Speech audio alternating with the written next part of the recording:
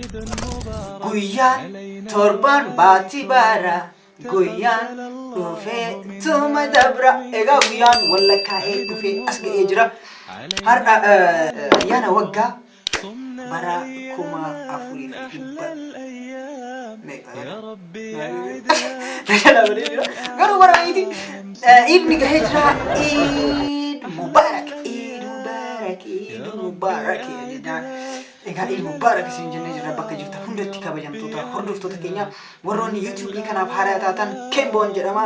Entertainmentii keenya ittiin bashannanuudhaaf wantoota haaraa odeeffannoo garaagaraa argachuudhaaf subscribe yoo nu gootan nutti tola. Subscribe gochuu qofaa miti hiriyoota keessanii illee waliif share yoo gootan nutti tola.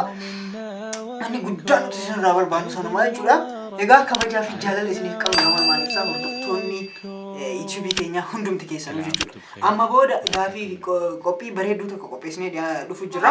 Egaa qophii iidaa wal qabate qophii iidaa qopheeffannee isiniif dhufnee jirra. Qophiin iidaa irra qabannee isiniif dhiyaanne immoo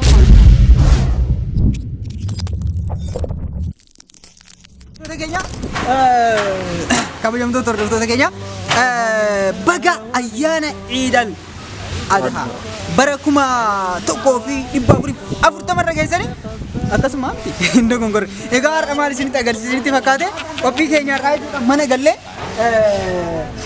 re'ee bitamte dhaluuf bitamte isii dubbisne jechuudha. Nu duuka qophii nama nagaa re'een teenna kunooti. Maqaan isii taargaan isii 64. Mee amma isii dubbisne jechuudha. Mee amma har'a maaltu sitti dhaga'ama? Wanti ni jedhu baay'ee namatti ajaa'iba. Na gorra weedanii, na qaluu weedanii, isinii ittiin bashannantanii ana akkana hin gadde garuu maal wanti guddaan har'a si gammachiise maal? Gammachuu daangaa hin qabnetu natti dhaga'ama. Okay, amma hiriyoota kee wajjin warroota ati wajjin jiraachaa turte wajjin akkamitti biraa si fuudhanii dhufan? Daldala garbaatiin moo daldala karaa seeraatiin dhufan? Miila tokkoon baajaajii keessa dhaabbatanii miila tokkoon lafa dhaabbatanii nageenya koo boreessan. Na dirqisiisanii na fidanii qalmaan na dhiyeessanii jetti baay'ee gaddaa jirti. Maaltu si gaddisiisa? Mee hin gaddin ol jedhi mataa ol qabadhu. Akkas. Akkanatti na dhidhiita na fidan sanuu rabbi sana dhidhiitu. Lakkoofsa kana eessaa argata? Maarree beekamaadha. Egaa kabajamtoota hordoftoota keenyaa namni kun akkuma laatanitti maqaan keenya? Shaalloo Addeessaati shaalloo. Lakkoofsa 64 irratti barreessanii. Kanaafuu har'a iidaaf isa nyaanna jechuudha. Kanaafuu namoonni qaama kana keessa harka qabdan koottaa hin nyaattanii biyyee nyaadhaa isin jedhu subscribe godha. Egaa namni tokko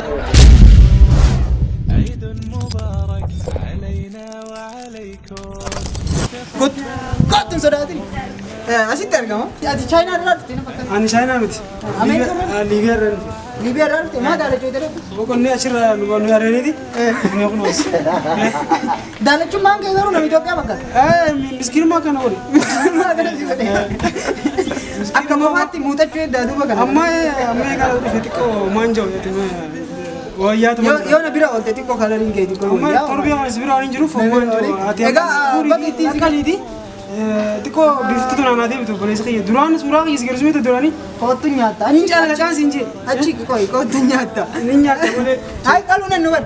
Qaluunan. Maaliif haasisita? Muuziyeemii kaa'etti. Seenaadhaan. Kanattuu shibbituu nyaanni bakka ittiin si gala. Bagoon maalitti nuyi? Barri kun 2000. Bara 1,100. Wallahi 2,000 qosati yaadii hin jiru. Lakki. Inni bara 1,100. Eedeete. 1,100. 1,449. 40 takka wasa. Gaafa 40. Anillee hin beekne kabajamtoota hordoftoota keenya yoo beektan koomentii irra na barreessa. Akka ammaa subscribe hin goone taanaan kana godhi gaagaruu ati iyyuu hin gootaa. Bye bakka ittiin siin ga'e. Kan irratti akka mari'achuu qabnu nuukaa azaananii jiranii bye. Subscribe, like, share.